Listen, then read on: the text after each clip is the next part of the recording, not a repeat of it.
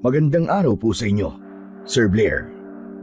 Ganun na rin po sa inyong mga giliw na tagapakinig. Isa po ko sa inyong masugid na tagapakinig at taga-suporta sa inyong mga YouTube channel. Ngayon pa lamang po, nagpapasalamat na po ako sa pagpili sa aking kwento. Itago niyo na lamang po ako sa pangalang Igra. Ang kwento pong ito ay nangyari nung ako ay 25 taong gulang pa lamang. Sa mga panahon na yon, si tatay at lolo na lamang po ang aking kasama. Hindi ko inaasahan ang pagsubok na yon. Isang napakabigat at hindi inaasahang pangyayari sa aming buhay. Bagay na kailanman ay hindi ko pinangarap. At ito ang aking kwento. Tay naman, ilang beses ko bang sasabihin na ayaw ko po maging tulad nyo ni Lolo? Bakit po ba pinagpipilitan nyo na lang po palagi sa akin? Ang paghawak po ng itak, pag-uusal na salitang hindi ko naman alam kung anong ibig sabihin. Tay, gusto ko po ng normal na buhay. Intindihin nyo naman po yun, oh. Igra, hindi ba normal ang pamumuhay natin sa tingin mo? Isipin mo nga na mabuti. Ang pamilya natin, ang inaasahan ng baryo. Dahil hindi natin alam kung kailan muling aatake mga aswang. Tay, napakatagal na po nilang hindi sumasalakay. 10 taong gulang pa lang po ko nung huling sumalakay sila. Simula po nun, wala na din po silang paramdam. Kaya di nyo na po kailangan pang mag-alala. Dahil sigurado ako na hindi na po babalik ang mga yun. Hindi mo alam ang mangyayari sa hinaharap, Igra. Huwag mong pangunahan ang sitwasyon. Kaya pag sinabi kong magsasanay ka, ay magsasanay ka. Ang kulit nyo rin naman, tay. Bahala nga kayo. Kung gusto nyo kayo na lang, magsanay na lang kayo uli. Huwag nyo akong idamay sa mga ganyan-ganyan nyo. Huwag mo akong tinatalikuran, Igra. Kinakausap pa kita. Ano ba, tay? Nagulat na lamang ako nang hawiin ko ang kamay ni tatay. Dahil hindi naman ganun kalakas yun. Pero tumilapon siya. Tay, nako! Hindi ko po sinasadya. Bitiwan mo nga ako, Igra. Dahil kaya ko sarili ko. Intindihin nyo na lamang po ako, tay. Ayoko po maging manunugis na tulad nyo ni Lolo. Nire-respeto ko po kayo bilang tatay ko. Ganun na rin po yung trabaho ninyo. Pero sana naman, tay, ako naman ngayon, gusto kong respetuhin nyo rin ang desisyon ko. Ayoko pong maging isang manunugis. Bahala ka, Igra. Pero sigurado ko, darating din ang oras na lalapit at lalapit ka sa akin at tatanggapin ang pagiging kasunod ng yapak ko. Hindi na lamang ako nagsalita. Sa sinabi ni tatay, tumayo siya at naglakad palabas ng aming kubo. Hindi ko naman kagad napansin na pinagmamasdan pala kami ni Lolo Piyong. Ikaw po pala, Lo.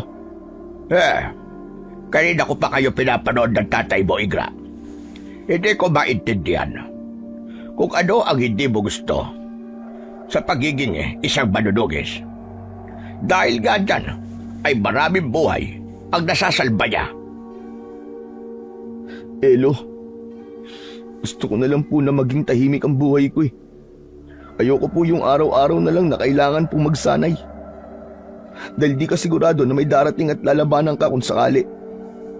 Ayoko nun, Lo. Tumatanda na po ako. Ang gusto ko maging tahimik ang buhay ko. At pati na rin ang magiging pamilya ko. Naiintindihan naman kita, Apo. Naiintindihan ko mga ibig mo sabihin. Pero wala rin masama kung maaga pa lang magsasanay ka na. Tulad ng sinabi mo, gusto mo ng tahimik na buhay, hindi ba? Pero paano halimbawa, kung darating yung panahon, pamilya mo naman ang mga anib, habang ikaw ay walang kakayahan at walang kaalaman sa pakikipaglaban? Sige, paano mo sila matutulungan? Ewan, hindi ko alam. Saka, sigurado naman ako na di mangyayari yun eh. Hindi ba ilang taon na rin yung dumaan mula nung nawala yung mga aswang na tinutugis ni tatay? Hindi mo ko naiintindihan na po. Ang sabi ko kanina, hindi ba? Paano kung darating ang panahon na pamilya mo naman ang magaganib? Wala akong sinasabi na mangyayari talaga. Gusto ko lang na mapaisip ka dahil para sa iyo din ang gustong mangyari ni Eduardo. Napaisip ako ng mga oras na yon dahil sa mga sinabi ni Lolo. Dahil alam ko naman na hindi malayo na pwede nga na mangyari yon. Kaya naman, imbis na magsalita pa, nagpaalam ako kay Lolo na lalabas na muna ako. Nasalubong ko si tatay nang hindi man lang ako tinitignan. Kaya naman, dumiretso na lamang ako sa tindahan na palagi kong pinagtatambayan. Sa tuwing nag-iisip ako, doon ako pumupunta. Aba, may nakikita yata akong nagmumukmuk ngayon ah. Uy, Lorana, kailan ka pa nakabalik? Kahapon lang. Ngayon lang ako lumabas eh.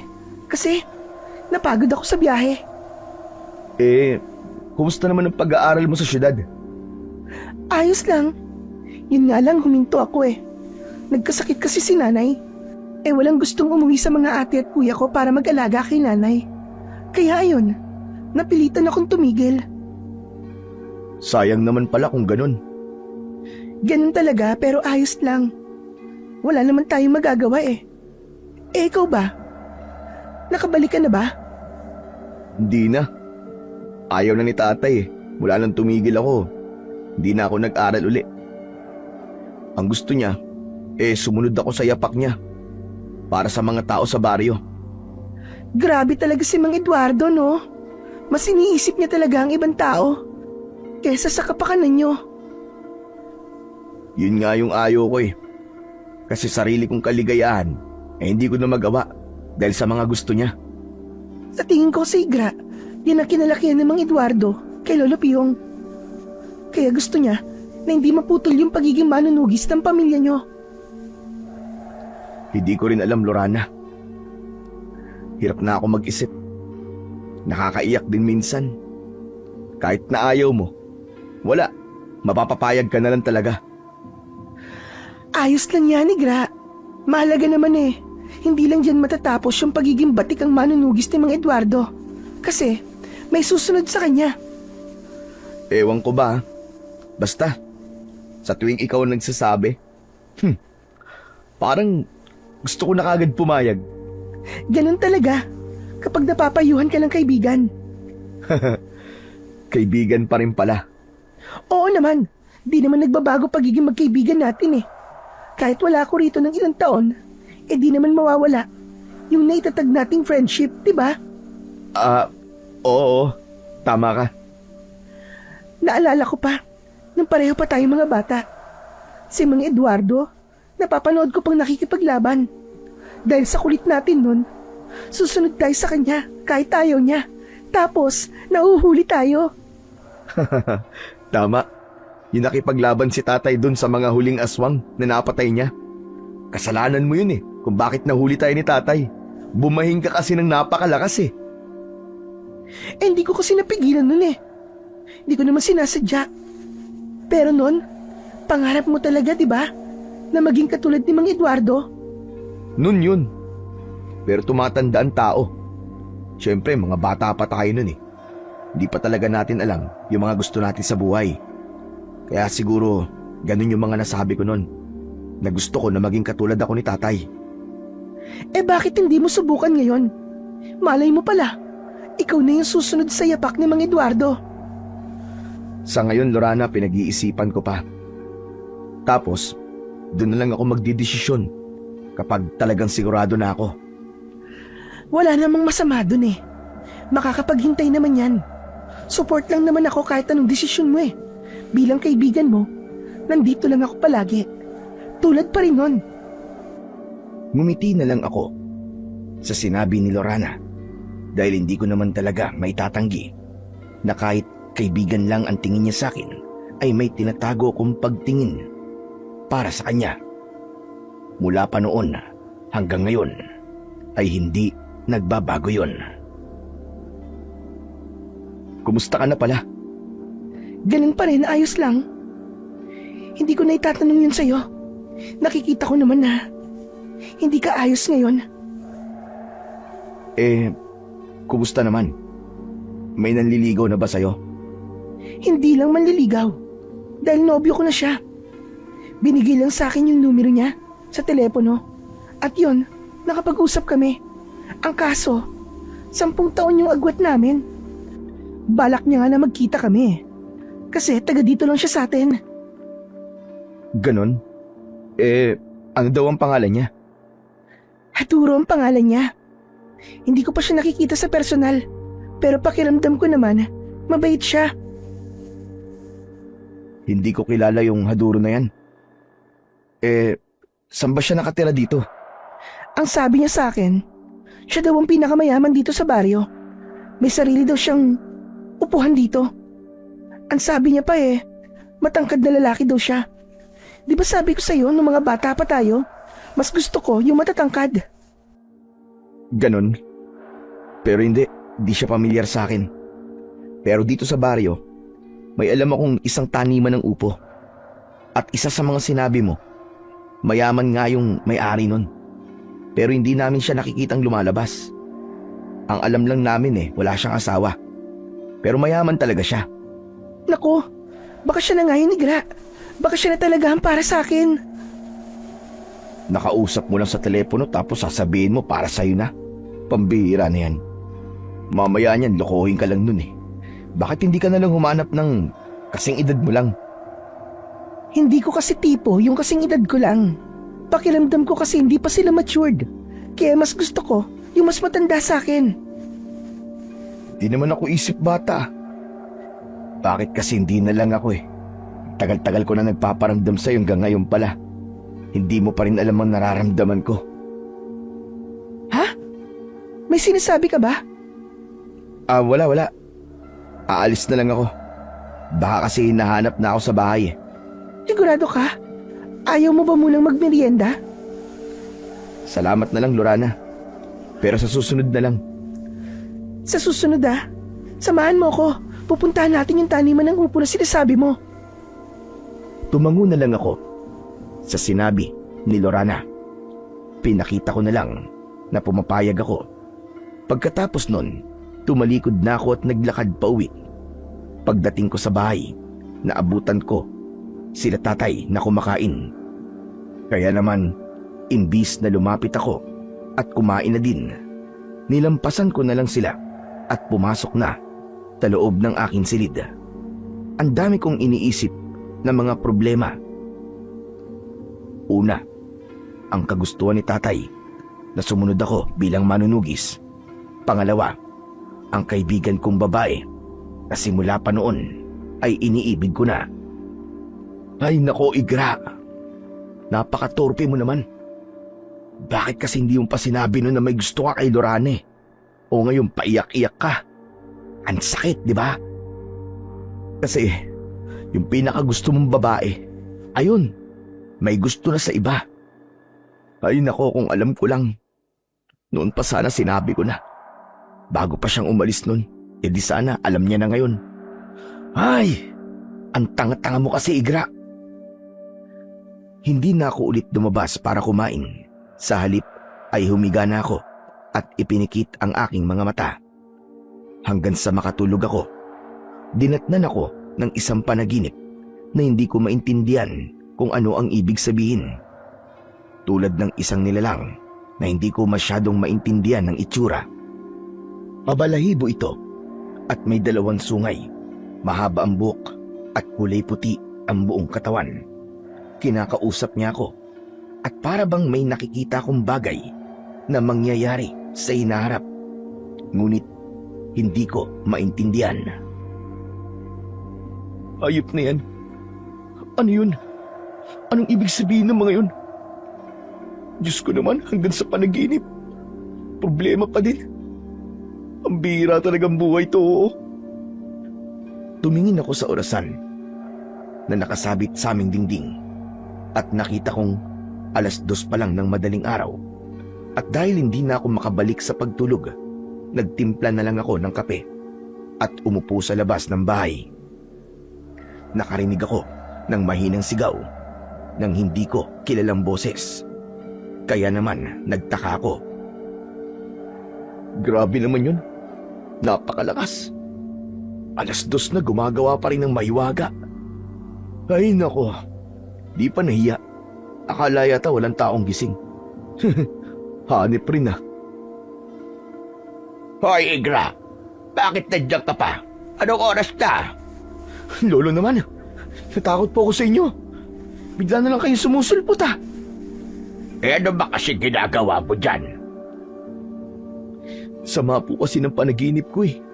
Nagising po ako bigla, tapos di na po ako makatulog ulit. Eh ano ba yun na panaginipan mo? Hindi ko nga po maintindihan, Lo eh. Basta ang dami pong dugo sa paligid ko. At ang daming patay.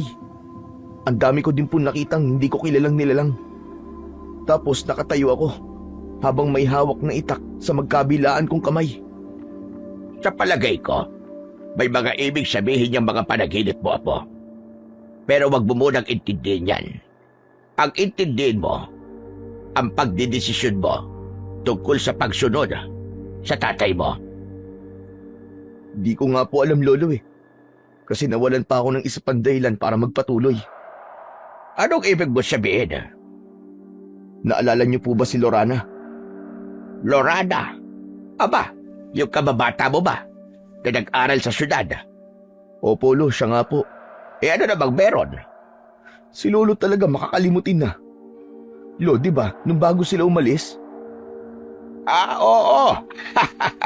Yung bang umiyak ka, tapos hinahabol mo sa sakyan nila, tapos nung wala na sila sa paningin mo, eh sabi mo, gusto mo siya. Nako, hindi ko nakakalimutan yun, Apo. Kasi 4 na araw kang hindi lumabas ng bahay at hindi naligo. Grabe ka naman, Lo.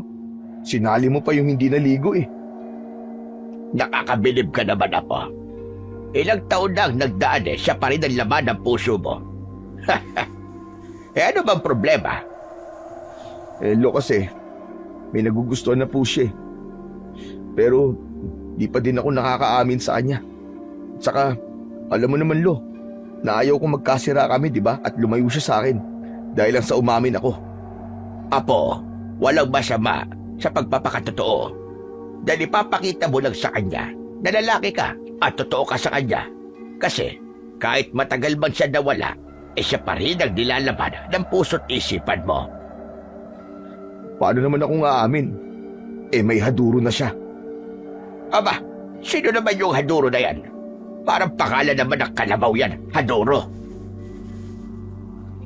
Yung may-ari po ng malaking upuan dito sa baryo. Hindi ko pa siya nakikita. Yung bagong salta dito sa baryo, yung ba yun? Yung bumili sa malaking lupa? Tama kayo, Lo. Yun nga po. Eh ano naman ngayon? Pera lang ang meron yun. Ikaw, totoong pagmamahal at paninindigan. Yun na nga po, Lo eh. May pera siya. Eh ako wala akong ganun. Hindi ko siya mabibigyan ng magandang buhay. Nako, Apo.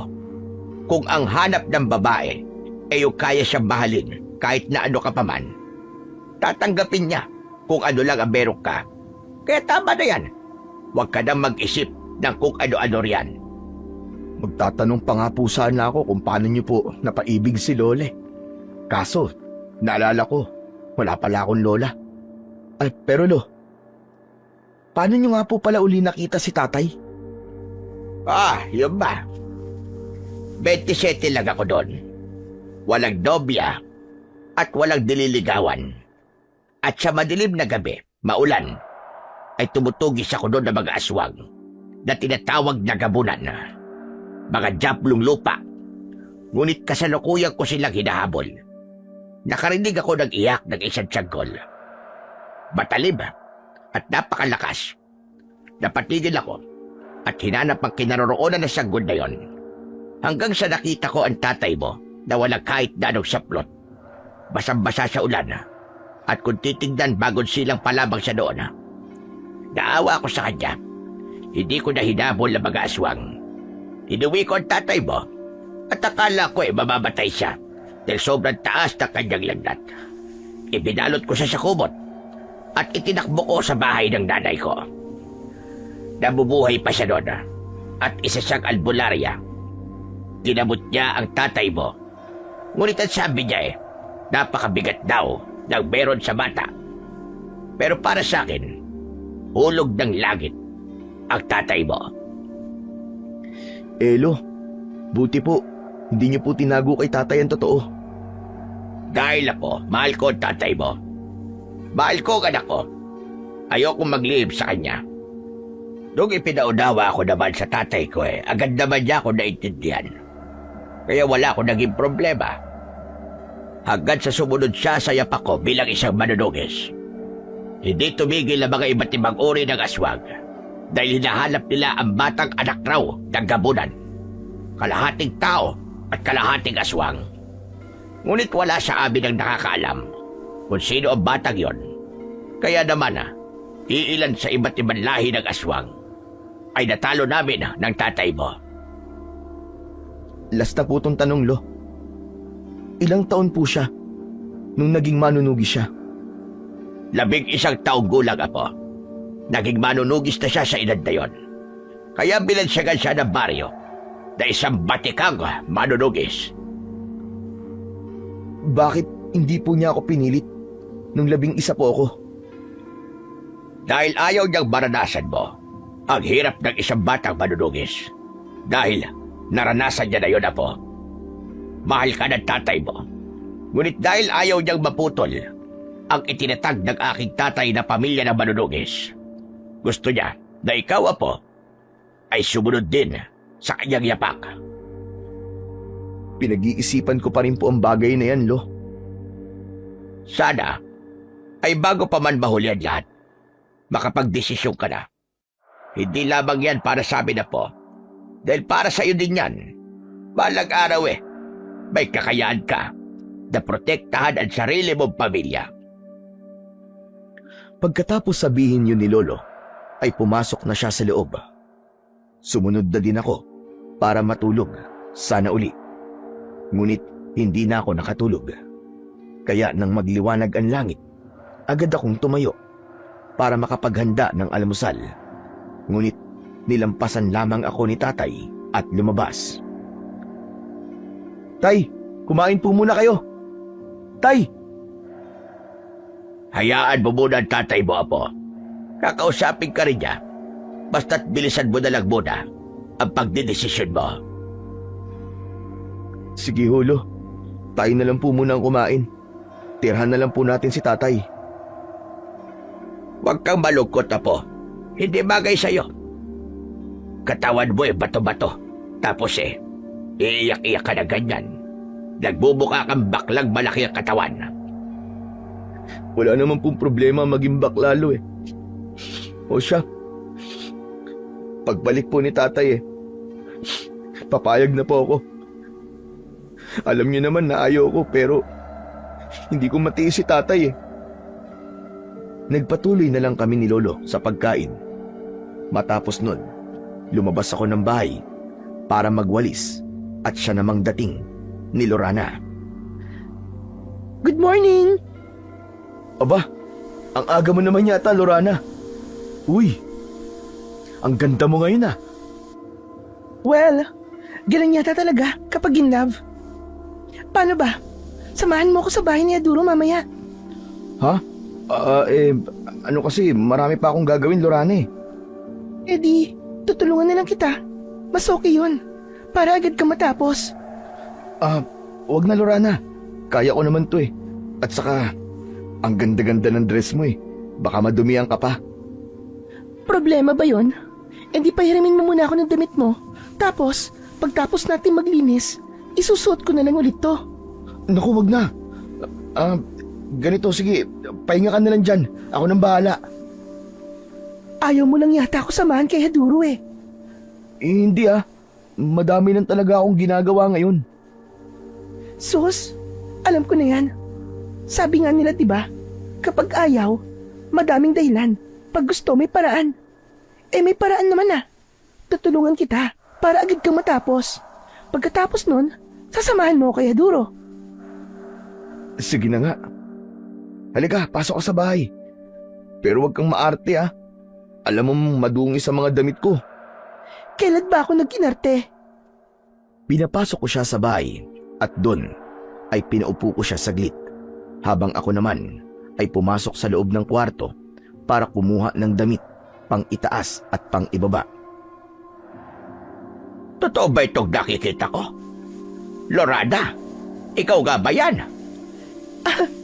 Mano po, Lolo Piong. Kumusta po? Naku, ayos lang ako. Ikaw ba? Ba't ko ba tinatanong? Siguro naman ayos na ayos ka.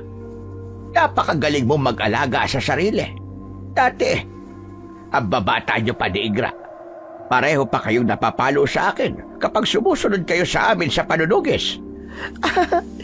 Natatandaan niyo pa po yun? Aba, hindi ko makakalimutan yon kahit kailan. Parang golden childhood po namin ni Igra yun. Tama. Wala pa rin nagbago sa'yo, Iha. Napakaganda mo pa rin bata. Kaya si Igra Lorana, ito na yung damit mo. Ano po yung gusto niyo sabihin, Lo? Naku, wala yun, Iha. O siya, lalabas na ako. At susundan ko si Eduardo. Sige po, Lo. Ingat po kayo. Lo, baka pag uwi nyo, hanapin nyo ako ha. Pakisabi na lang po kay tatay na sinamahan ko po si Lorana. May pupuntahan po siyang mahalagang tao eh. O sige, wala problema. Basta't mag-iingat lang kayong dalawa. Ingat po kayo, Lolo Piong. Tumango na lang si Lolo sa sinabi ni Lorana. Kaya naman, agad ko nang pinapunta si Lorana sa aking kwarto at doon na pagpapalitin ng damit. Ayos? O ano? Ano matutulong ko ngayon?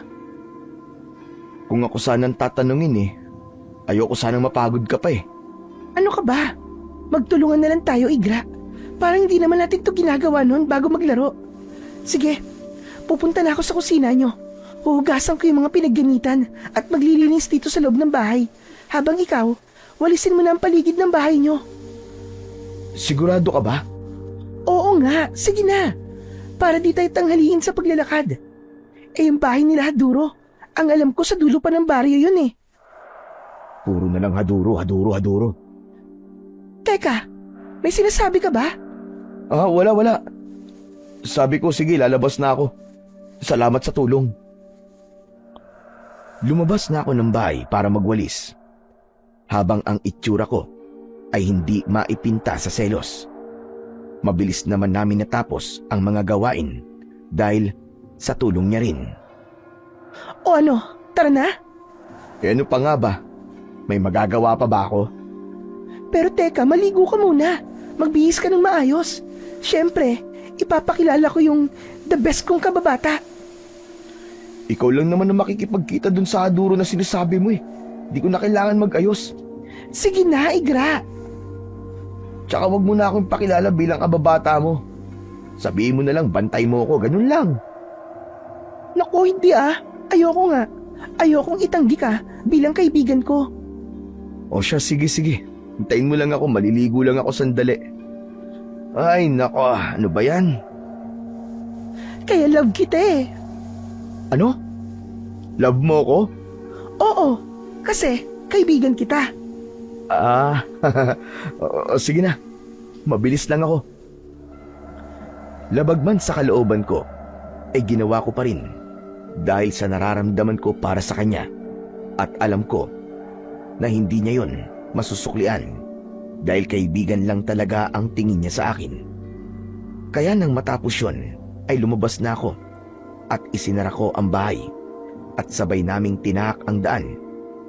Medyo malayo din ang aming lalakarin dahil sa dulo pa yon ng baryo. Dapat pala nagbaon tayo ng tubig. Napakainit. Nawala din yan sa isip ko. Kanina bala ko talaga magdala ng tubig eh. Wala pa naman akong perang dala kahit pambili lang sana ng soft drink sa tindahan. Meron ako. Ano? Gusto mo muna magpahinga? Ikaw ba? Kaya mo pa bang maglakad?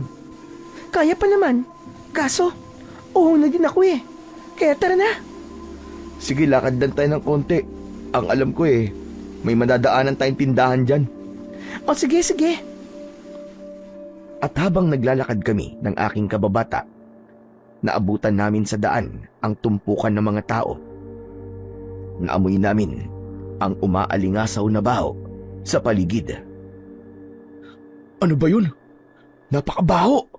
Kaya nga, alam mo yung parang may nabubulok na karne. Ganun na ganun ang amoy. Yun na nga Tapos yung pinagkakaguluhan ng mga tao, ano kaya yun? Lapitan natin. O siya, sige. Lumapit kami sa kumpulan ng mga tao.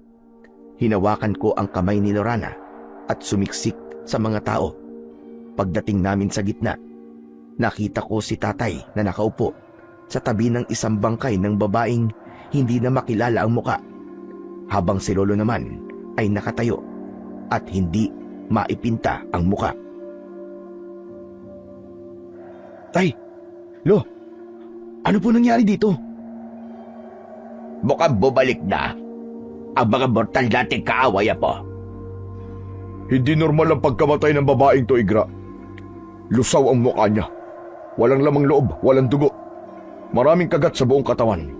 At galos na para bang nagpumiglas pa siya. At kung titignan, bago lang to. Siguro, nasa 9 na oras pa lamang. Baka napatay siya ng bandang mga 2:00 ng madaling araw. Paano niyo po nalaman yun, tay? Kaya nga binansagang batikan na manunugis. Dahil napakagaling ng tatay mo. Kahit ang dahilan ng pagkamatay ng biktima ay kaya niyang alamin at kung anong oras ito napatay sa papamagitan lang ng pagtingin. Ibig niyo po bang sabihin, Lolo Pyong, Mang Eduardo, may mga aswang na naman po sa baryo natin? Tama ka, Iya. Maaaring matagal-tagal na rin silang nagbalik. Ngunit ngayon lamang sila muling umatake. Matitinik ang mga aswang na kalaban natin ngayon. At halata sa bangkay na ito ang paglakas nila. Ngayon, kailangan muling maghanda ng baryo. Ganun na rin tayo, tay.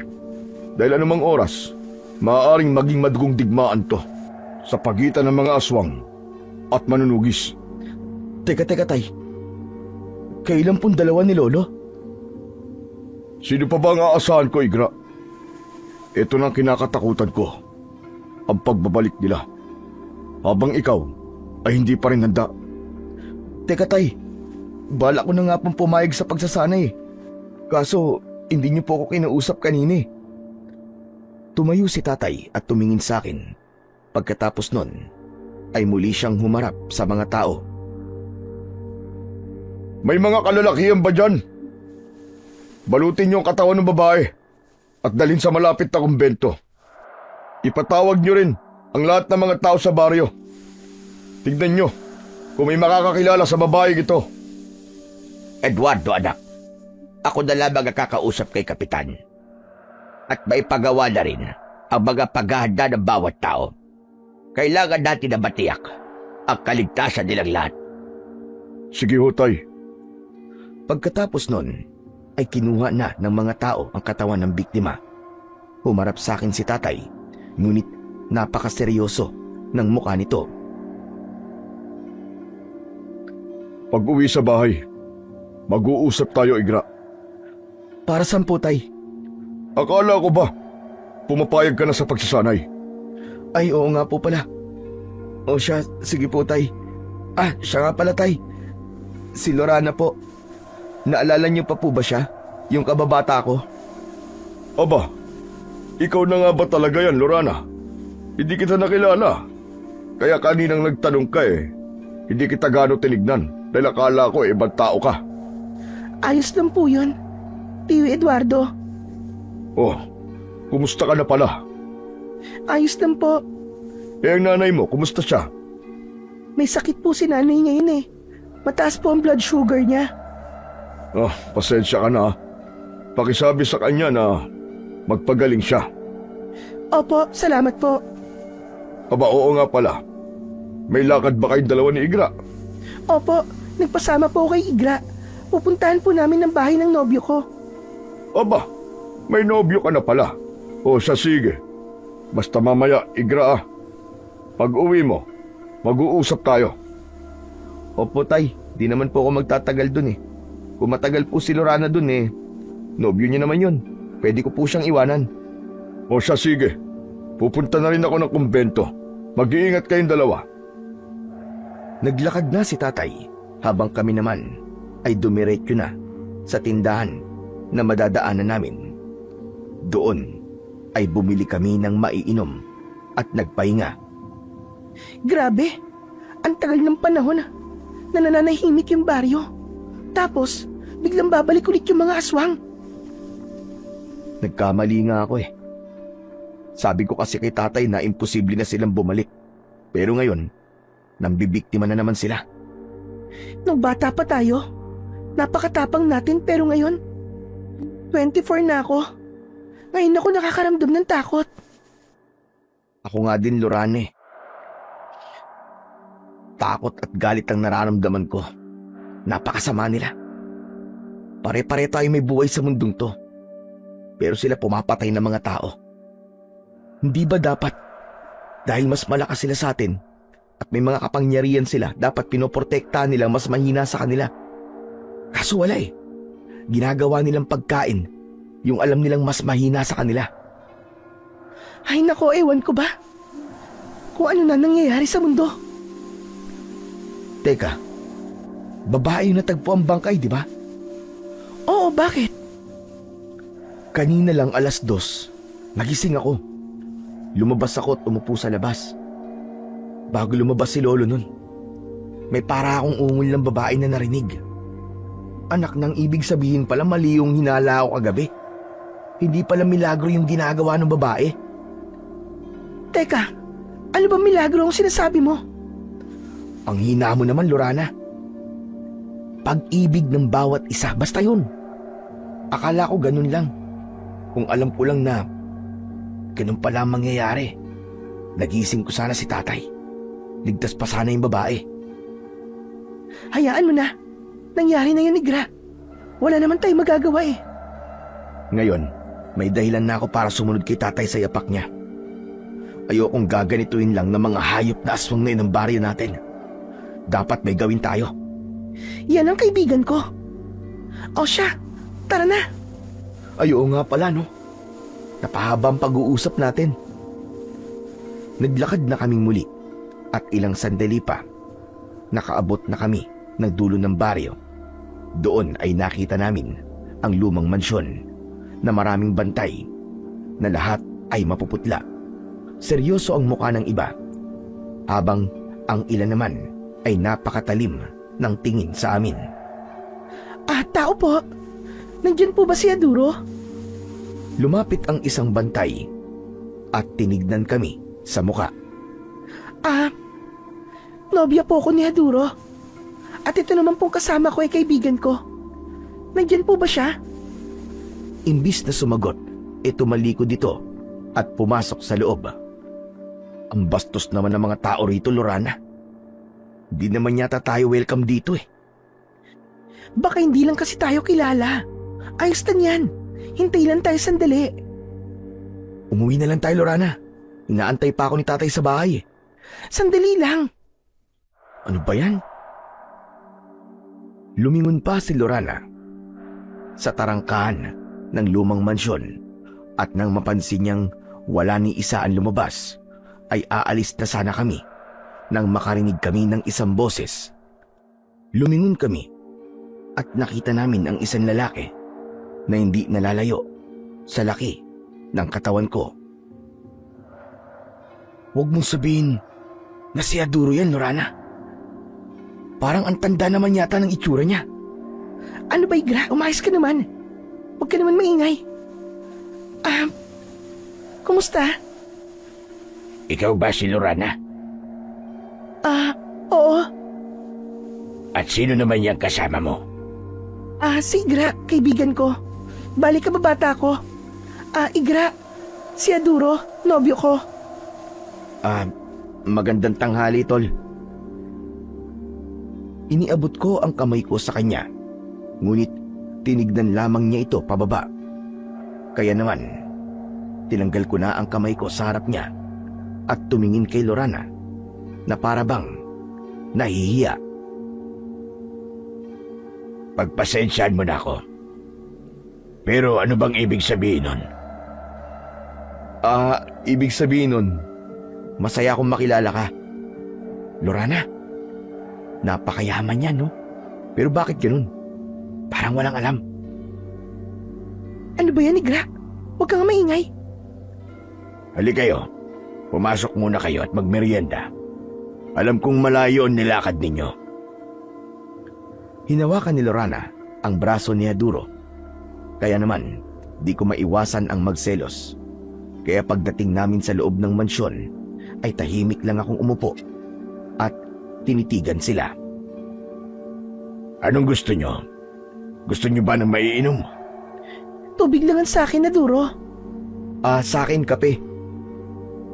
Magkakape ka ng ganitong oras? Napakainit. Para hindi ako antukin. O siya. O ikaw, itimpla mo ang ating panauhin ng ating pinaka-espesyal na kape.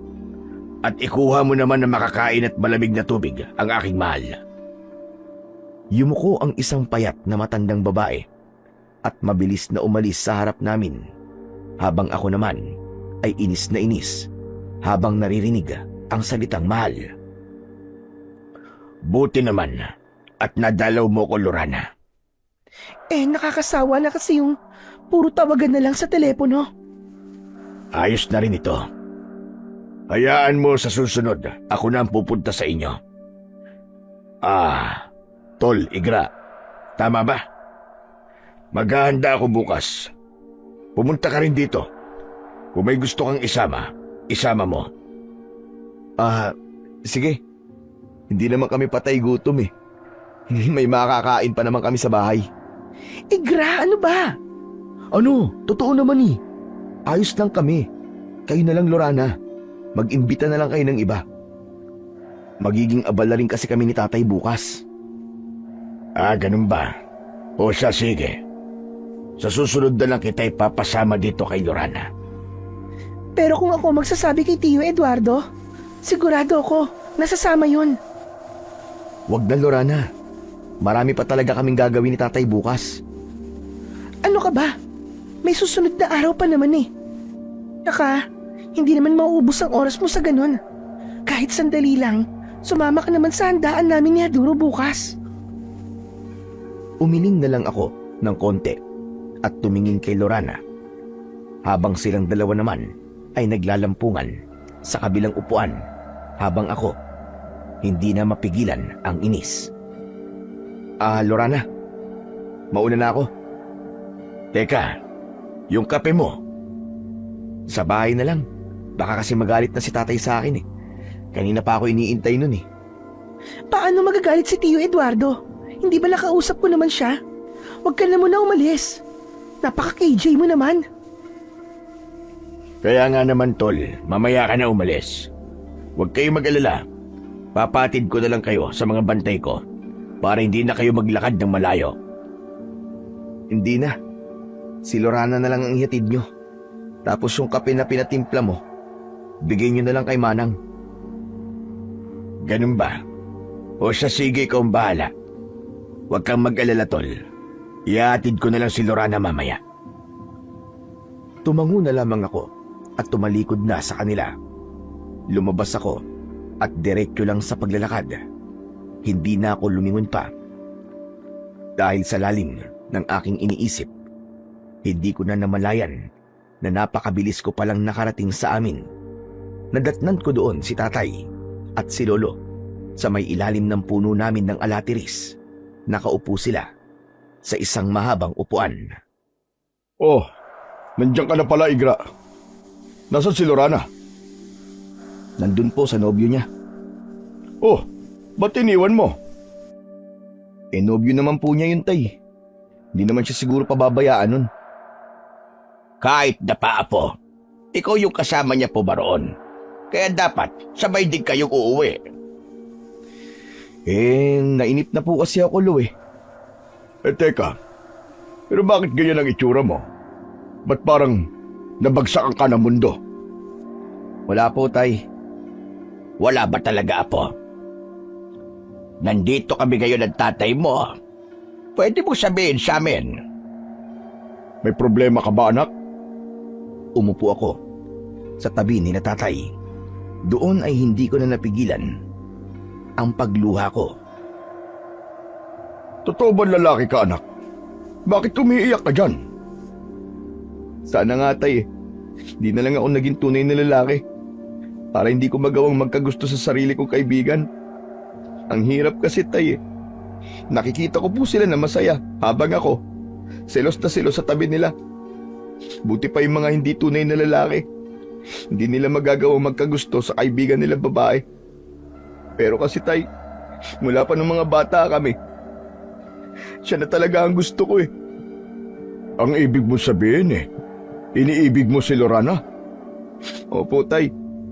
Kaya nung nalaman ko pong may nobyo na siya, gumuho po ang mundo ko. Akala ko ngayong malaki na ako. Kaya ko nang umamin sa kanya pero mali pala. Nung nalaman ko may nobyo na siya, parang biglang umurong ang dila ko eh. At parang ayaw ko nang magpakita sa kanya. Apo, alam mo na wala akong karanasan sa pakikipagdobya. Pero para sa akin, kung iniibig mo talaga si Lorana, huwag mong isipin na makakasira ka sa relasyon nila. Sabihin mo sa kanya ang nararamdaman mo. Magpakatotoo ka. Kahit hindi man niya masuklian ang pagmamahal na ibibigay mo, ang mahalaga, gagaan ang puso mo. Dahil masasabi mo sa kanya na mahal mo siya. Tama ang lolo mo, anak. Alam mo ba, nung nililigawan ko pa ang nanay mo, maliban sa akin, ay may iilan pang kalalakihan na gusto siyang makuha. Ngunit dahil ipinaglaban ko ang pagmamahal ko, ako ang pinili niya. Pero paano po, Tay? Kapag ginawa ko yun, sigurado maaapektuhan po ang relasyon nila. Tulad ng sinabi ng lolo mo, ipaalam mo lang sa kanya. Pero hindi mo magiging intensyon ang sirain sila. Sasabihin mo ang nararamdaman mo, pero hindi mo gagawin dahilan yon para paghiwalayin silang dalawa. Dapat lang niya na malaman ang nararamdaman mo. Salamat po, Tay. Salamat po sa mga sinabi niyo. Sana maging daan yan para lakasan ko yung sarili ko. Para di ko isipin yung mga bagay-bagay. Salamat po, Tay. Wala yun, anak. O ano, mag-uumpisa na ba tayo? Saan po? Sa pagsasanay. Marami pa naman tayong oras. Sige po, Tay. Parang nagkaroon na po ako ng gana bigla. O siya, tara na. Nakahanda na rin ang mga gagamitin natin. Eto, Apo. Kunin mo ang 2 karit na yan. Hindi yan ordinaryo. Ikaw lamang ang makakahawak ng ganyang karit. Ano po yung kakaiba sa kanya, Lo? Halika kayo rito sa likod. Ipapakita ko kung bakit ito kakaiba. Sumunod kami ni tatay kay lolo. Nadatnan ko roon ang mga nakaayos na puno ng saging, mga lata at iba pang gamit. Hinawakan uli ni lolo ang karit na may malalaking hawakan. Akala ko nung una ay ihahagis niya ito. Nagulat na lang ako nang akma niyang ihahagis ay hindi niya ito binitiwan. Sa halip, lumabas sa loob ng karit ang mahabang kakaibang tali na may malatinik, habang ang mga karit naman ay bumaon sa puso ng saging. Wow! Grabe, Lo, kakaiba nga! Totoo, Apo. Kakaiba nga. Dahil ang malatinik sa tali nito ay di pangkaraniwan. Dahil kaya nito magbigay ng dobleng sakit sa anumang uri ng aswang. Sinubukan ko noon na gamitin ang karit na yan. Ngunit kahit tinatawag nila akong batikan pagdating sa panunugis, ay hindi ko nagawang masanay sa sandatang yan. Kaya, Apo, sa'yo namin susubukan at baka sakaling ikaw pala karapat-dapat sa kagamitang ito. Kaya sana ay tanggapin mo, Apo. Wala pong dahilan para tanggihan ko po to. Masaya pa nga po ako natanggapin to eh. At malugod ko pong tinatanggap ang bagay na to. Bilang apo at anak ng mga magagaling na manunugis, wala po akong karapatan na tanggihan to. Maraming salamat po, Lo. O siya, magsasanay ka na ngayon anak kung paano mo gagamitin ang sandatang yan. Habang kami ng lolo mo ay panonoorin ka lang. Tumango ako sa sinabi ni tatay. Lumayo sila sa akin at nag-umpisa na ako sa pagsasanay. Sa paghawak at pagpapagalaw ng maayos ng aking kakaibang karit. Nahirapan din ako sa umpisa. Ngunit napansin ko ang itsura nila lolo nang maayos ko nang naigagalaw ang kakaibang karit. Ano ang ibig sabihin nito? Bakit po, Lo? Hindi ito pangkaraniwan anak. Dahil agad kang nasanay. Samantalang ako nun, ni konting hampas, ay wala akong matamaan sa karit na yan. Pero ikaw, napakadali mo lang nagagawa. Ang ibig sabihin lang talaga, para talaga sa'yo, ang kambal na karit. Teka, hindi ko po maintindihan eh. Napakadali lang po para sa akin na gamitin to. Lo, tay. Ang ibig sabihin nga lang yan, Apo, ay para talaga sa'yo yan. Kung ganun anak, bukas ay hasain mo pa ang sarili mo sa paggamit ng 2 karit na yan. Opo, tay. Masaya din po pala to, no? Medyo nakakalimot po ako ng problema. Pinagmamalaki kita anak. Isa kang tunay na galing sa dugo ng manunugis. At habang nag-uusap kami nila tatay, narinig namin ang pagtawag ni Lorana. Kaya naman, binitiwan ko muna ang karit sa harap ng pinto ng likod ng bahay namin. At sabay kaming bumalik sa harapan ng bahay. Oh, Lorana! Halika kayo rito.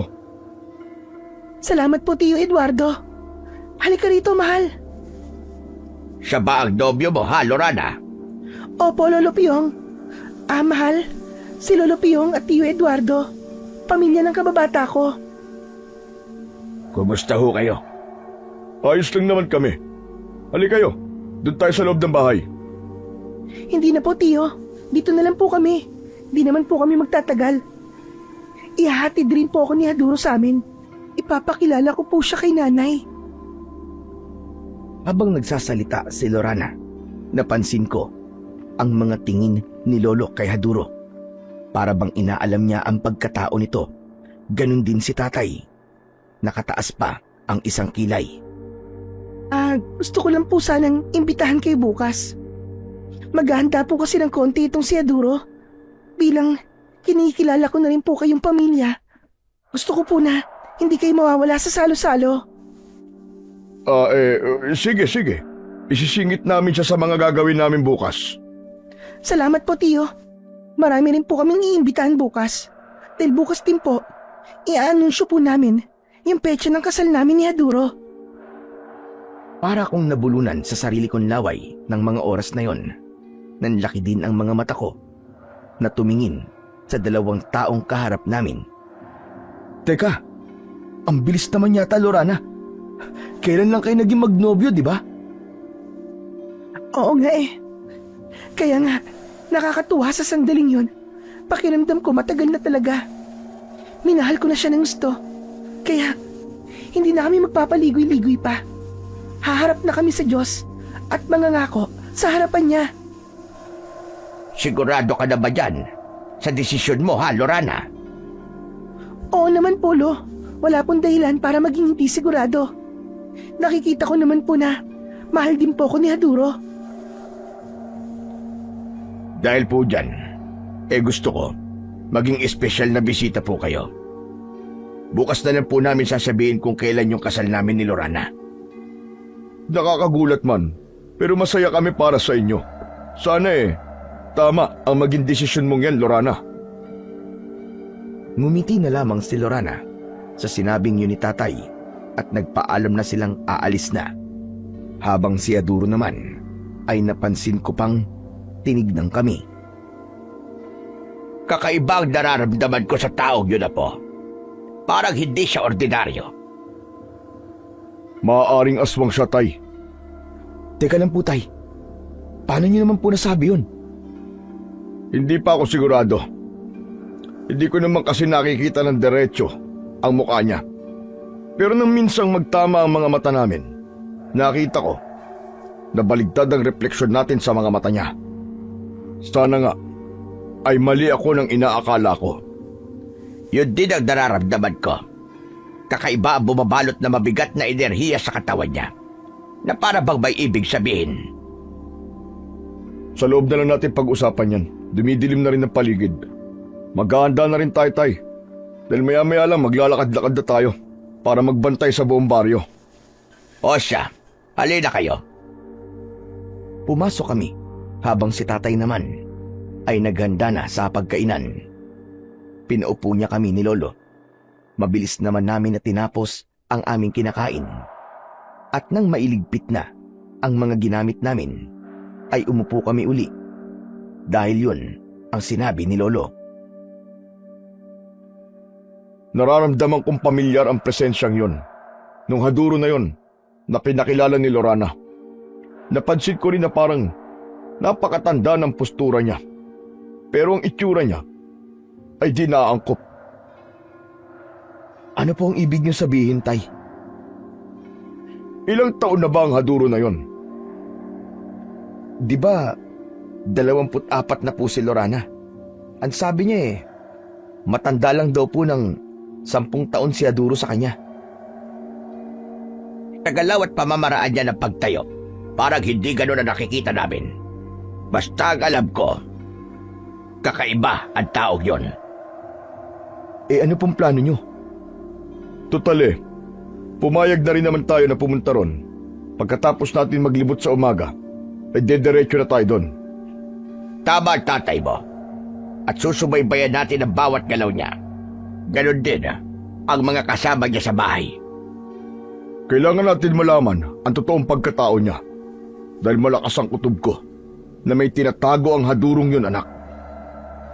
Pero parang ang pangit naman po kung pag-iisipan natin ng masama kagad yung tao. Anak, hindi sa pinag-iisipan natin siya na masama. Pero iba ang nararamdaman namin ng lolo mo. At alam ko na hindi talaga siya ordinaryo. O siya, maganda na kayo. Sasama ka rin ba ngayong gabi, Igra? Dalhin mo sa data mo. Subukan natin ang kakayahan mo ngayong gabi. Sigurado po ba kayo, Lo? Ay, hindi, Igra. Nagbibiro lang ako. Mukha ba akong payaso? Si Lolo talaga, oh. Oo na nga po, kukunin ko lang po sandali yung karit ko sa likod. O sige, ihahanda ko na rin ang itak ko. Tumayo na ako para kunin ang karit kung saan ko to iniwan. Pagkatapos nun, ay babalik na sana ako sa loob nang mapansin ko si Aduro na pauwi na. Ngunit hindi ko mawari ang itsura nito na para bang namumula ang mga mata niya. Napakabilis nitong maglakad hanggang sa nawala ito sa paningin ko, hanggang sa pumasok na ako sa aming bahay. Oh, bakit napakatagal mo naman yata, Igra? Akala namin nadaganan ka na ng karit. Kukunin mo lang yan umabot ka pa ng ilang minuto. Pasensya na po, Tay. May nakita lang po kasi ako O siya, tara na. Baka mahuli pa tayo. At mauna pa ang mga aswang sa mga tao babantayan natin. Sige po. Magpapalit lang po ako ng mahabang pang-ibaba at saka damit na mahaba. Sige, basta bilisan mo lang, Igra. Aabangan ka na lang namin sa labas ng lolo mo. Sige po, Tay. Mabilis lang po ako. Lumabas na sila Lolo, habang ako naman ay mabilis na nagpalit. Paglabas ko ay walang ibang salita at naglakad na kami. Naikot naman namin ang buong baryo at sa awa naman ng Panginoon ay wala kaming nakalabang mga aswang. Kalagitnaan na din ng gabi nang makauwi kami. Hindi na ako naglinis pa ng katawan at agad na akong pumasok sa aking silid. Ngunit hindi ako mapalagay at makatulog dahil sa nakita ko. Hindi rin naman ako sigurado sa nakita ko, kaya hindi ko na lang yun inalala. Inisip ko na lang na baka guni-guni lang din yun. At maya-maya pa ay nakatulog na ako. Nagising na lang ako dahil sa ingay sa labas.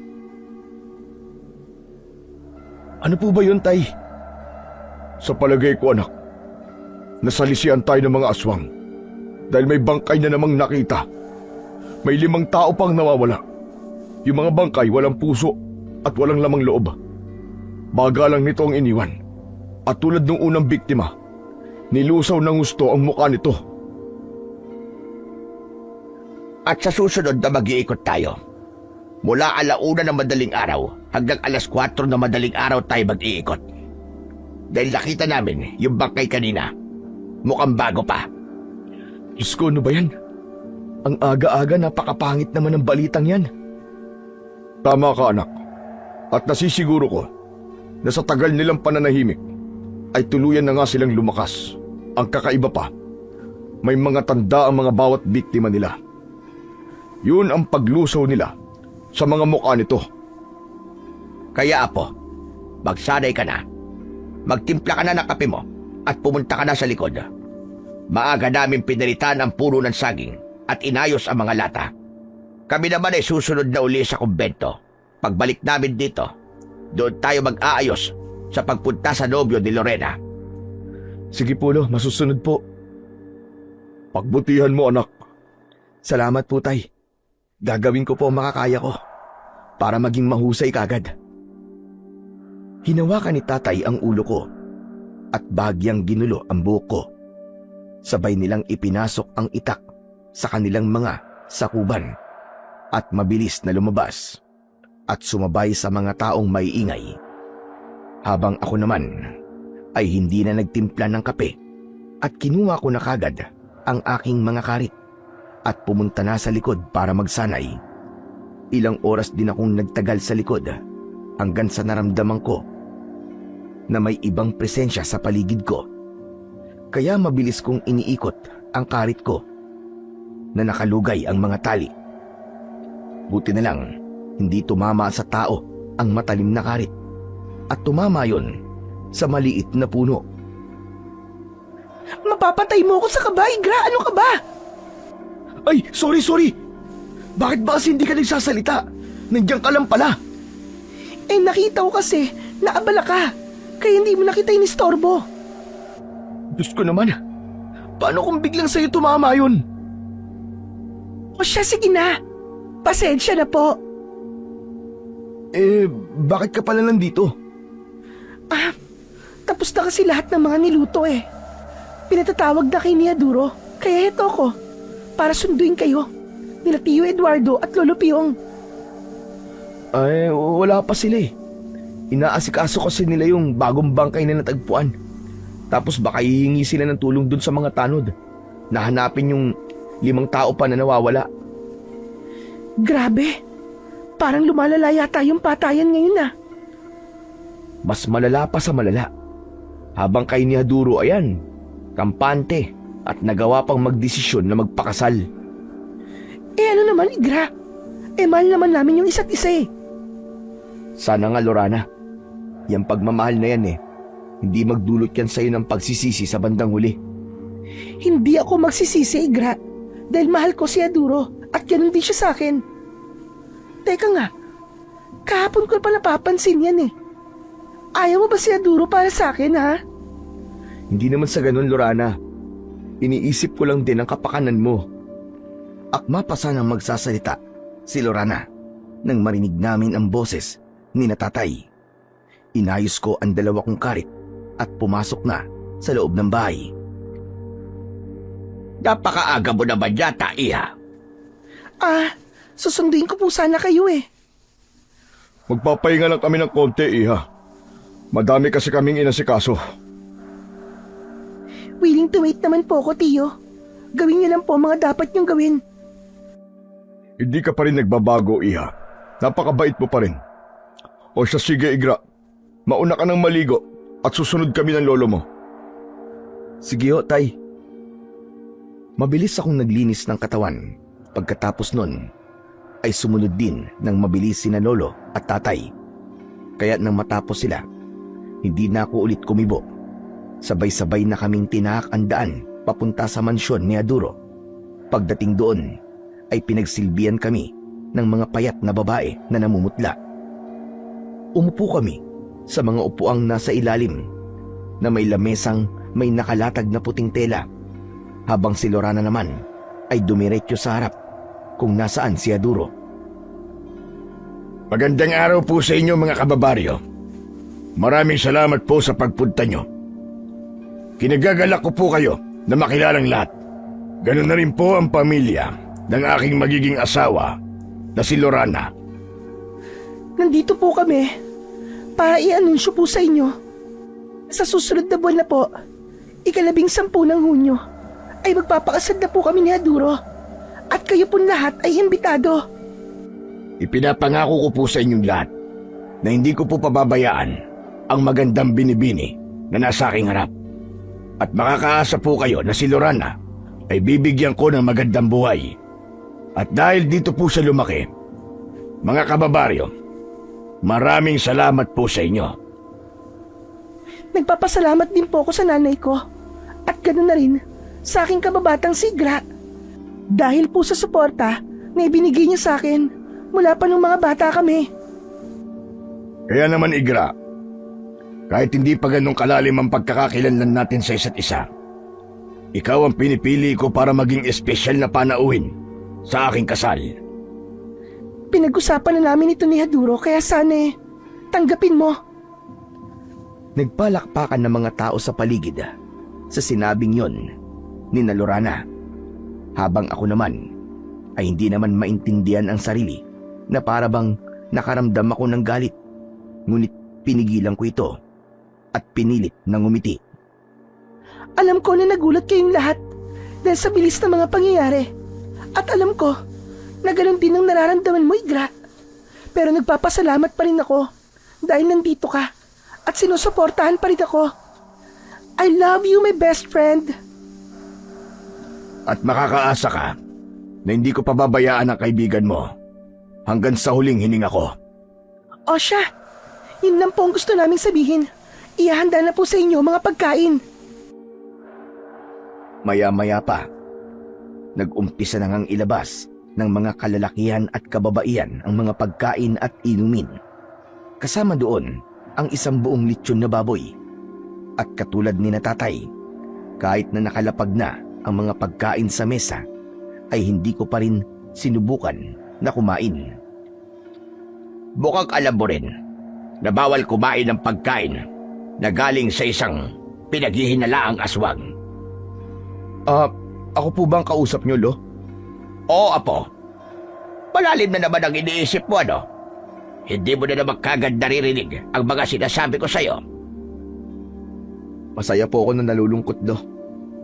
Kasi yung pinapangarap ko sa babaeng mahal ko, ngayon, iba nang gumagawa. Napakatanga ko, Lo. Bakit kasi hindi ko kagad sinabi sa kanya nun eh? Hayaan mo na anak, ang mahalaga naman, hindi ba nakikita mo ang babaeng minamahal mo na masaya? Kahit hindi ikaw ang dahilan nun. Yun na nga po ang masakit, tay eh. Masaya yung babaeng mahal ko, pero hindi ako ang dahilan ng kasiyahan niya. Wala tayo sa lugar para pag-usapan yan. Umayos ka lang at pagmasdan ng bawat kilos nila. At kahit na anong mangyari, ay wag na wag kayo kakain ng pagkain na galing sa kanila. Dahil hindi natin alam kung totoo bang karne nga yan ng baboy. Dahil sa sinabi na yun ni Lolo, ay bumalot ang kuryosidad sa pagkatao ko. Kaya naman, ang pagkain na nasa harapan ko ay hinimay ko at hinalo-halo ang karne. Ngunit wala akong balak na kainin ito. Napatayo ako ng bigla nang nakakita ko ng mata na para bang sa tao. Ano ba nangyayari sa'yo, Igra? Umupo ka nga, Igra. Pinagtitigil na ka ng mga tao. Tay, Lo, tignan niyo, may mata. Huminahon ka, anak. Hinaan mo lang ang boses mo. Alam namin ang lolo mo. Umupo ka lang. Umakto kang normal. At huwag titingin sa plato. Umupo ako uli. Hindi naman ako napansin ni Haduro. Pagkaupo ko, siya namang dating ni Lorana. Ayos lang po ba kayo dyan? Ikaw, Igra. Oo, ayos lang. Ayos lang kami, Iya. Huwag mo kaming alalahanin. Hindi po yata kayo kumakain. Mangyaring busog pa kasi kami. At saka, Nagsasawa na kami sa puro karne na lang. Ganun ba? Teka. Ang tahimik mo yata, Igra. Wala. Gusto ko nang umuwi eh. Hala, bakit naman? Wala namang masaya dito eh. Nakakainip lang. Ikaw naman, Igra, sandali lang to. Matatapos na rin naman eh. Ano pa bang meron? Gusto ko na lang umuwi at magsanay na lang. Huwag ka masyadong mainipin, okay? Mabilis na lang talaga. At saka, di naman ako sasabay sa inyo pa uwi eh. Dito na din ako matutulog kasama ang magiging asawa ko. Yun naman pala eh. Wala naman na pala kaming hinihintay. Kaya, baka pwede na kaming umuwi. Anak, hayaan mo na. Maghintay na lang tayo ng kahit konti. Isang buntong hininga na lang ang isinukli ko sa sinabi ni tatay.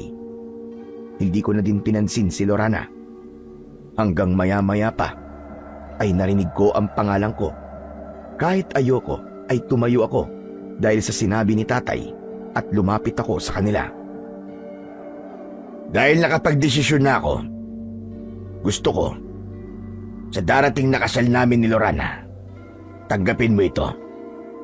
Ito ang gusto namin na isusuot mo sa kasal. Tanggapin mo na, Igra. Aasahan namin ang pagdating mo, ha? Ganon din sina Lolo at Tio Eduardo. Gusto ko, nandun sila. Pinagmasdan ko lang sila at nang matapos silang magsalita, sabay-sabay na sumigaw ang mga tao. Hinihiling nila na dapat daw ay may halik man lang maski isa bago matapos ang araw na yon. Kaya nang makita ko na ginawa nila yon sa harap ko, hindi ko na napigilan ang selos at binitiwan ko ang hawak kong kahon at mabilis na naglakad papalayo. Apo, saan ka pupunta? Sundan na lang natin siya, Tay. Lorana, mauuna na kami. Sinundan ako nila tatay hanggang sa tuluyan na nga kaming nakalayo. Ano ba nangyayari sa'yo, Igra? Bakit mo ginawa yon? Ba't tumalikod ka na lang ng ganon? Apo, tumigil ka nga muna saglit sa paglalakad. Hindi ko na kasi kaya tayo yung ganung eksena eh.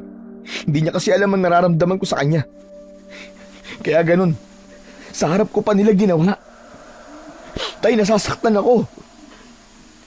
Pwede ka naman magpaalam ng maayos eh. Pero bakit ganun pa ang ginawa mo? Tay, hindi ko na po kasi talaga kaya. Pasensya na po.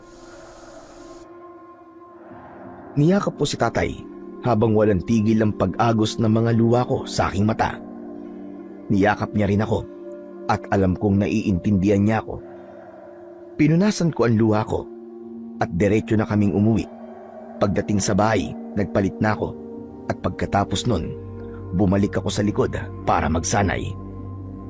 Alam mo, anak, hindi magiging payapa ang utak mo hanggat hindi ka umaamin sa kanya. Ayos lang tay, hindi na kailangan. Siguro, kailangan ko nalang tanggapin. Wala na din naman akong magagawa eh. Di tayo katulad ni Aduro na mayaman. Mas magkakaroon siya ng magandang buhay doon. Sa tingin mo ba ay tama ka? Ngayon natin pag-usapan ang nakita mo sa pagkain. Iyong mata po ba? Sa palagay ko, alam ko na kung sino ang aswang na hinahanap natin. Sigurado ako na si Haduro ang muling dahilan ng patayan sa baryo. Kahit ako ay nakakasigurado, Apo. Dahil habang abala kayo sa harap kanina, nagpanggap ako na naihi. Doon itinuro nila sa akin ang palikuran. May napansin ako ng bakas na dugo na para bang hindi sa hayop. Nakakamoy ang nabubulok na laman sa likod. At may iilang damit akong nakita na puro dugo. Ang ibig niyo po ba sabihin na pati si Lorana pwedeng nasa panganib, ganun po ba? Tama ka, Igra. Hindi natin alam kung anong tumatakbo sa utak ni Aduro. Pero nakakasigurado ko na bago pa dumating ang kanilang kasal, ay may mangyayaring hindi maganda sa kababata mo. Siguro tayo hayaan na lang po natin si Lorana. Baka kasi kapag sinabi ko yun sa kanya, Baka mamaya isipin niya sinisiraan ko ang nobyo niya. Mas maganda po na wag na lang tayong mangialam. Pero kung mapapatunayan po natin sa mga tao na siya nga nagdudulot ng pinsala sa baryo, doon po tayo aaksyon. Pwede rin ang mga sinabi mo, Igra. Pero dapat, maganda pa rin tayo. Yun lang ang magagawa natin sa ngayon, ang paghahanda. At mamayang gabi, maghihiwa-hiwalay tayo sa pagbabantay. Di tayo titigil hanggat hindi natin natutugis ang aswang na nagbalik. Sige tay, salamat po. Para sa naman, Igra? Sa pag-iintindi niyo po tay. Maraming salamat po kasi kahit ilang beses ko na po kayong tinanggihan nun. Pero ayan po kayo, mas pinili niyo po akong intindihin. Dahil anak kita, mahal kita. At kung alam ko na para sa ikabubuti mo, mas pipiliin ko na ibigay sa iyon. Hindi ka man nagwagi ngayon, anak. May babaeng nag-aantay pa para sa'yo. At siya yung tao na para talaga sa'yo. Siguro nga tay, nasa tamang panahon din. O halika na, kakain na tayo para makatulog na tayo ng konti at makapagpahinga ka na. Dahil mamayang 1:00 na madaling araw, mag-uumpisa na tayo magbantay at tumugis ng mga aswang. Sumunod ako kay tatay. Kaya nang matapos kami kumain, agad na akong nagpahinga. Hanggang sa ginising ako ni Lolo, agad naman akong tumayo. At nakita ko nga sa orasan na 1:00 na ng madaling araw. Kinuha ko ang kambal karit ko at naghiwa-hiwalay na kami. Kapag kailangan mo ng tulong, anak, sumigaw ka lang. At kung sino malapit sa amin ng lolo mo, agad kaming pupunta. Maliwanag ba? Opo tay, Mag-iingat ka, Apo. kayo din po Lo. Tay, mag-iingat po kayo. Kung kailangan niyo din po ng tulong, sigaw lang po kayo. Re-rest back po agad ako. O siya, sige. Basta dito tayo magkikita uli mamaya. Sige po tay. Lo, nalakad na po ako. Naglakad na kami ni Tatay at Lolo. Ngunit sa magkakaibang direksyon. Umabot na ako malapit sa mansyon ni Lahaduro. Pero hindi na ako tumuloy. Maglalakad sana ako pabalik nang makarinig ako ng iyak ng bata ng isang babae. Kaya napatakbo ako ng mabilis. Hoy! Mga anak kayo ng diablong buwang! Bitiwan niyo kayo magdanay! Ang sarap ng hawak niyo sa kanila! Ano yan? Mga bagong putahe niyo? Baka gusto niyo mawalan ng panlasa! Nagngisian lang ang mga aswang nakaharap ko. Sinugatan pa nila sa muka ang bata. Ngunit dahil ayaw ko nang madagdagan ang natatamong sugat ng mag-ina, agad na akong kumilos. Hindi ko alam kung saan nanggagaling ang lakas ko ng loob. Pero nagulat na lang ako nang makatalon ako ng sobrang taas at nakontrol ng maayos ang karit na naglalabas ng madaming tinik sa tali. Agad yun na tumama sa aswang, dahilan kaya naputulan ito ng braso. O ano? Sinabi ko naman kasi sa inyo, di ba? Bitiwan niyo pero hindi kayo nakinig. Ang dami niyo ng pinipirwisyong pamilya. Kaya humanda kayo. Dahil di ako naaawa sa mga tulad niyo mas masarol pa sa demonyo! Mabilis kong tinapos ang laban na yon. Pinugutan ko ng ulo ang 2 itim na nilalang at bumalik ako sa lugar kung saan kami magkikita-kita nila tatay. Kasama ko ang mag-ina na muntik ng mabiktima ng mga aswang. Sa susunod po, pag ganitong oras, dapat doble ang seguridad nyo sa inyong bahay. Huwag na kayong lalabas para sa kapakanan nyo din. Sige na, umuwi na kayo at magkandado kayo. Kung maaari, pati mga bintana nyo ay isara nyo na maigi. At kung makakarinig kayo ng mga hindi pangkaraniwang tunog sa labas, ay humanap kayo ng pwesto sa bahay nyo na pwede nyong pagtaguan. Sige o Ali. Bata, mag-iingat kayo ha. Tumango naman ang mag-ina at pag-alis nila ay bigla na lamang akong niyakap ni tatay. Pinagmamalaki kita, anak. Nag-uumpisa ka na sa pagpalit sa pwesto ko. O siya, sige na. Dalhin mo na mga ulo na yan at bukas ipapakita natin sa mga tao na kaya pa rin natin silang protektahan sa abot ng ating makakaya. Salamat po, Tay. Paano po? Uwi na po tayo? E ano pa nga ba? Lumampas na tayo sa oras. Magliliwanag na din. Para naman makapagpahinga na tayo ng konti. Sige po, Lo. Tay, tara na po. Pagdating namin sa bahay, kumuha kagad si Tatay ng 2 matutulis na kahoy at itinusok yun sa magkabilaang daanan ng aming kawayang bakod. Mabilis namang kumalat sa buong baryo ang ginawa kong yun. Kaya kinabukasan ay agad na kaming pinatawag ni Kapitan upang bigyan ng parangal. Maraming salamat po, Kapitan. Maraming salamat din po sa inyo, mga kababaryo. Asahan niyo po ang pamilya namin, ang siyang pupuksa sa anumang kampo ng kadiliman na namemerwisyo sa baryo natin. Tulad po nun, magmula nang inalagaan ako ni Tatay Piyong, itinatak ko sa utak ko at sa puso ko na hindi lang siya ang poprotektahan ko, dahil pati na rin ang buong baryo kung saan niya ako pinalaki. At ngayon, magiging katuwang na namin si Igra sa pagpatay ng mga aswang. Hindi ako nagkamali sa ginawa kong pagpulot at pag-aalaga sa aking anak. Dahil tinahak niya din ang mundo ko bilang isang manunugis. At ngayon, nagkaroon ako ng apo sa kanya na hindi ko inaasahang magiging mas malakas, mas matindi, at batikan pa sa amin. Kaya tulad po ng sinabi ko, ang pamilya ko ang poprotekta sa inyong lahat. Mahal ko po kayong lahat, mga kababaryo. Kaya magmula sa araw na ito, maputulan man ako ng daliri at dila, sisiguraduhin ko na wala nang susunod pa sa mga taong naging biktima ng aswang. Nagpalakpakan at nagsigawan ang mga tao. Ngunit sa kabilang banda ay napansin ko si Aduro na nanlilisik ang mga mata na nakatingin sa akin. Kasama niya roon si Lorana na katulad ng iba ay masaya ding pumapalakpak, kasabay pa ng hiyaw. Di nagtagal, bumulong si Aduro kay Lorana at tumalikod dito. At naiwan naman si Lorana na nakatayo. Nang matapos yun, naiwan na lang si Lorana at balak ko siyang iwasan na lang dahil gusto ko na talaga na malimutan ang pag-ibig na nararamdaman ko para sa kanya. Teka lang naman, Igra. Iniiwasan mo ba ako? Tay, Lo, mauna na po kayo. O siya, sige. Lorana, mauna na kami, ha? Sige po, Tiyo.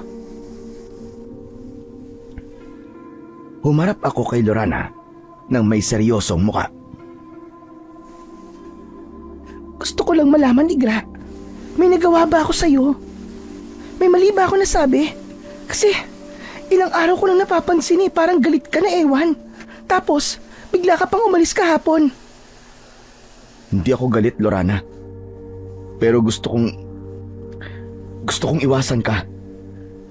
Pero bakit nga? Dahil magkakaasawa ka na.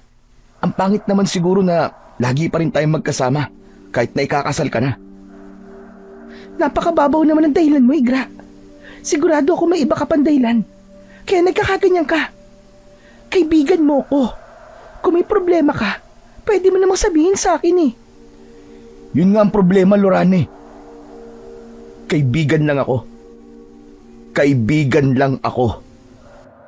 Sige. Gusto mo malaman kung ano talagang dahilan ko? Sige, sasabihin ko. Teka. Ano bang ibig mo sabihin? Sus, hiyan tayo eh. Napakahina mo. Bakit hindi mo maramdaman at di mo mapansin na mahal kita?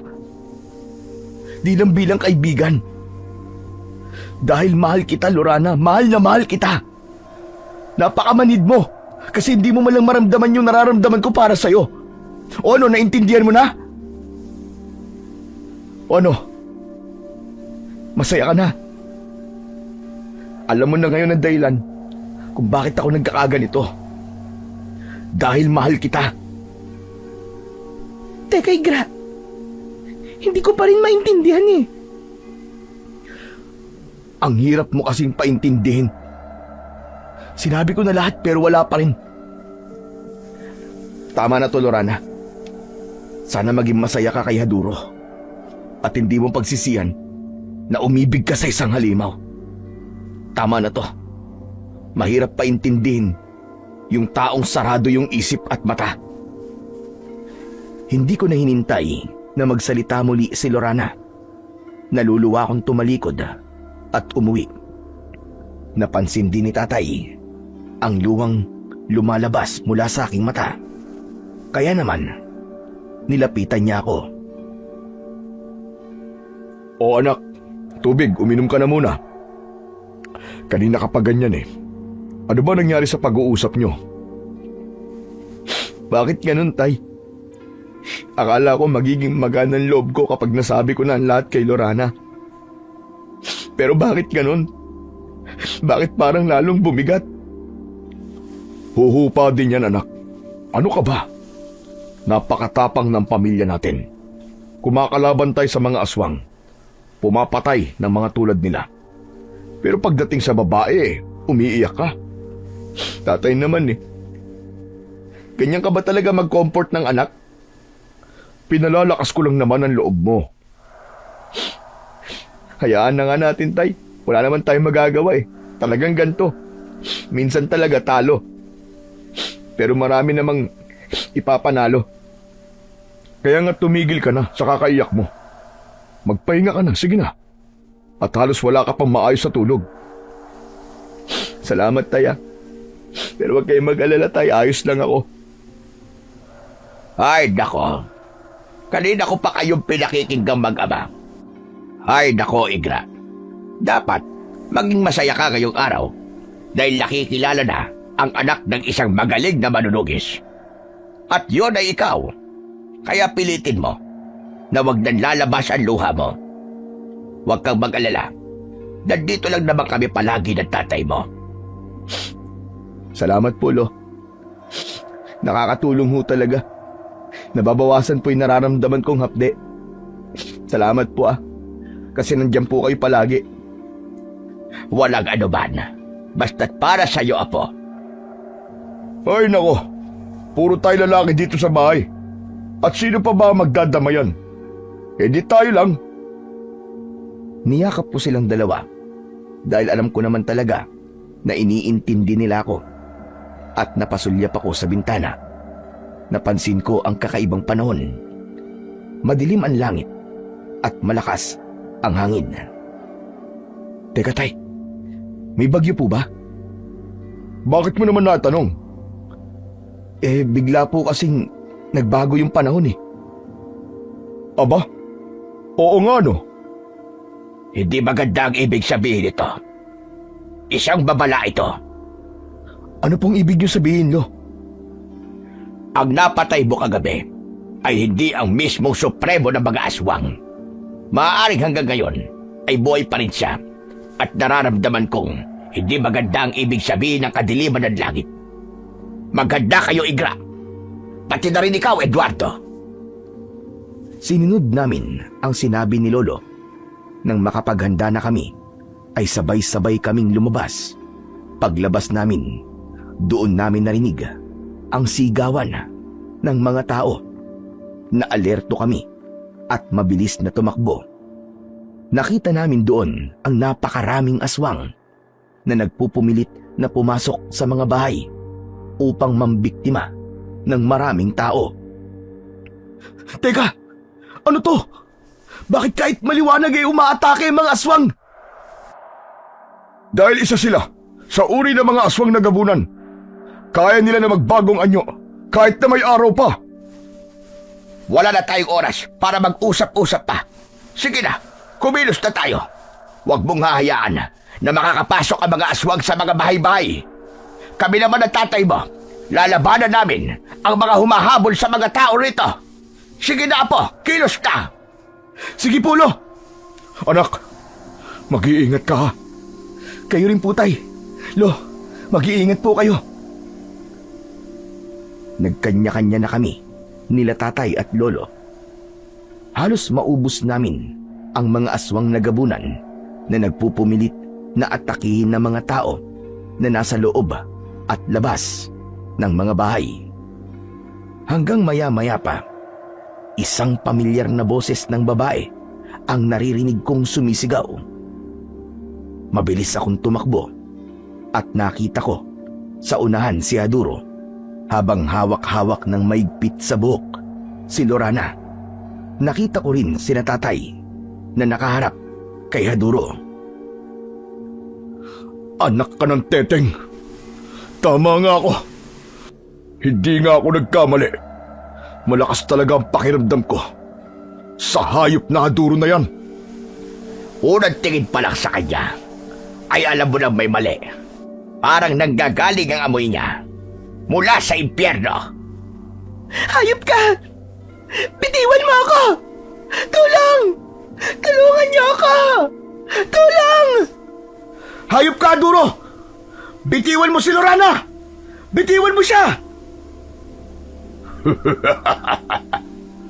Kumusta ka, pamangkin? Ha? Anong pinagsasasabi mo? Anong pamangkin? Oo nga pala. Hindi mo pala talaga ako tuluyang nakilala. Pues, magpapakilala ako. Ako nga pala, ang kapatid ng tatay mo. Anak ka ng teteng. Anong pinagsasasabi mong hayop ka? Anong kapatid?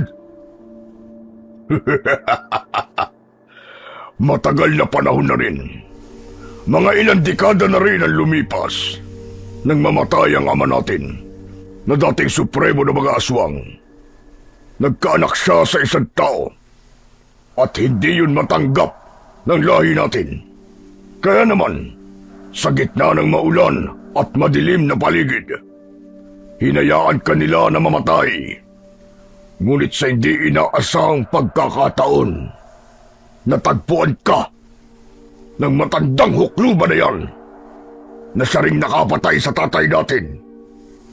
Naparito ko para maningil at patayin ang pamilya niyo. Ginamit ko lamang ang babaeng ito para mapalapit sa inyo at para masigurado na ikaw nga ang hinahanap ko. Kaya kung gusto nyo, ang babaeng ito ay sa inyo na! Hinagis niya sa harapan namin ng malakas si Lorana, dahilan para mawalan ito ng malay. Mabilis ko naman siyang nilapitan. Hayop ka, demonyo ka! Kaya tama pala ako. Nahalimaw ka! Dahil sa tingin ko sa'yo, ay hindi lang 10 taon ang agwat mo kay Lorana. Pero bakit siya? Bakit mo siya nagawang saktan? Dahil gusto ko na lahat ng malalapit sa inyo ay masaktan. Pinatay ng matandang yan ang aking ama. Kaya sisiguraduhin ko din na tatapusin ko kayo. Ganon din ang mga tao dito sa buong baryo. Walang makakaligtas ni isa. Tumigil ka! Dahil walang mamamatay sa amin ni isa. Dahil mula na magkaisip ako, nangako ko sa taong nagpalaki sa akin sa baryong ito na poprotektahan ko silang lahat sa abot ng aking makakaya. Dahil kung pinatay man ni Tatay Piyong ang sinasabi mong tatay, hindi niya nakasalanan yun. Dahil maitim ang mga budhi ninyo. Nagulat ako nang bigla na lamang sugurin ni Haduro si tatay. Tinulungan naman ni Lolo si tatay na makipaglaban sa supremo ng mga aswang na si Haduro, habang ako ay binuhat si Lorana at ipinasok sa isang bahay. Pinulot ko ang aking kambal na karit, ngunit walang ibang nasa isip ko kung hindi si Lorana. Pinanood ko lang sila tatay. Parehong malakas ang dalawang panig at halos magkapuwersa lang ang halimaw na si Haduro at si tatay. Nagulat na lang ako dahil nakita kong natulak ni Haduro si Lolo, habang si tatay naman ay nahawakan niya sa leeg at sinakal. Dahil doon, natauhan na ako. Hoy! Diablong buwang! Bitiwan mo ang tatay ko! At tayo magharap! Nagpapatawa ka ba? Huwag mong ilagay sa alanganin ang iyong sarili, pamangkin. Dahil kahit ang tatay mo, na may kalahating dugo ng gabunan, ay hindi ako makaya. Paano pa kaya ikaw? Napipitsugin lamang. Hindi ako pipitsugin. At hindi rin ibig sabihin na nagawa mo mahawakan sa leeg si tatay ay talo na siya. Dahil nandito pa ang isa niyang puwersa. Sige, ako ang harapin mo ngayon. At nang magkaalaman na kung sinong pipitsugin sa ating dalawa. Sinikmuraan pa ng supremo ng mga aswang na si Harudo ang tatay ko. At nang tumumba si tatay, ay sinipa niya pa ito. Dahilan, kaya tumilapon sa malayo si tatay. Tay! Hayop ka talaga, Haduro! Hayop ka! Magbabayad ka! Mukhang nagkakamali ka yata, Igra. Dahil ang pamilya mo at ang baryo niyo ang magbabayad dahil sa pagpatay ng matandang yan sa aking ama. Tama lang na mamatay ang tatay mo dahil mga halimaw kayo na walang ginawa kundi ang pumatay ng tao. Dahil kayong mga mangmang na tao ay aming pagkain. Kayo ang magbibigay sa amin ng lakas at mapanatili ang aming mahabang buhay. Hindi kami mangmang dahil kayo ang mangmang. Mga sarili lamang nyo ang iniisip nyo. Kung makapagsalita ka, ay parang napakalinis mo. Hunghang! Dahil sa kalahating gabunan ng tatay mo, ibig sabihin nun, ay meron ka pa ring dugong gabunan. Kaya dawit kayo sa kasalanan ng ating lahi. Nagkakamali ka. Dahil kahit kailan, hindi ko kikilalanin ng mga tulad nyo bilang kalahi namin. Dahil tao kami. Mga tao kami. At hindi katulad yung walang ginawa, kundi ang pumatay. Tumakbo ako ng mabilis at nakipaglaban kay Haduro. Naiwasan niya ang bawat pag-atake ko. Nabigla na lang ako nang mabilis siyang kumilos at mabilis akong natamaan ng malakas na suntok sa aking likuran. Dahilan ng pagbulwak ng pulang likido sa aking bibig. Walang sino sa inyong mga tao ang kakayanin ako. Mamamatay ka na ngayon! Akma na sana niya akong sasaksakin ng kanyang mahahabang kuko na parang patalim. Nang biglang iharang ni tatay ang kanyang itak. Dahilan para mahati sa gitna ang kamay ng aswang. Wala kang karapatang demonyo ka na idampi mo marurumi mong palad sa katawan ng anak ko! Doon ay nakakilos ako. Mabilis akong lumundag ng napakataas at pinakawalan ang tinatagong sandata ng aking karit. Ipinulupot ko sa leeg ng aswang ang malatinik na meron sa sandata ko. Napahawak pa si Haduro sa kanyang leeg, ngunit tumalikod ako at nandilim ang muka. Makiusap! Kadugo mo pa rin ako! Huwag mo akong papatayin! Maawa ka sa akin! Wala akong kadugo na maitim ang budi at mas lalong wala akong kadugo na katulad mong demonyo! Dahil doon, hinila ko nang walang kahirap-hirap ang nakapulupot sa kanyang leeg. Dahilan, kaya gumulong sa sahig ang kanyang ulo. Natapos ang lahat ng yun at lumabas ang lahat ng tao. Patay na ang supremo ng mga aswang na si Haduro. Isinigaw nila ang pangalan ko at ni tatay, ganun din si lolo. Ngunit ang isa sa nagpasaya sa akin nang makita kong may malay na si Lorana at niyakap ako ng maigpit. Doon natapos ang lahat, Sir Blair. napatunayan ko na kapag mahal mo ang mga tao, ay ipaglalaban mo talaga hanggang sa kahuli-huliyang patak ng iyong dugo. Masuklian man o hindi, ay hindi na mahalaga. Basta't masaya pa rin ako dahil nailigtas ko ang buong baryo at ang lahat ng mga taong mahalaga sa akin at minamahal ko. At ngayon, kami ni Lorana ay kasal na. May 4 na anak at ang 2 sa aking mga anak ay may pamilya na, habang ako, si tatay at si Lorana at ang 2 ko pang mga anak ay nagtutulungan sa aming maliit na negosyo. Habang nag-aaral sila, ay tinutulungan nila ako na palaguin pa ang aming tindahan ng mga walis at iba pang mga gamit. Yun lamang po, Sir Blair, at maraming salamat po sa pagpili sa aking kwento. Malugod na gumagalang, Igra. Sa kwentong ating napakinggan, pinatunayan ng binata na sa kabila ng mga sugat, pagsubok at dilim na sumubok at humadlang sa kanilang tadhana, nanindigan si Igra, hindi umatras, hindi nanghina, at hindi binitiwan ang pag-ibig na iningatan niya mula pagkabata.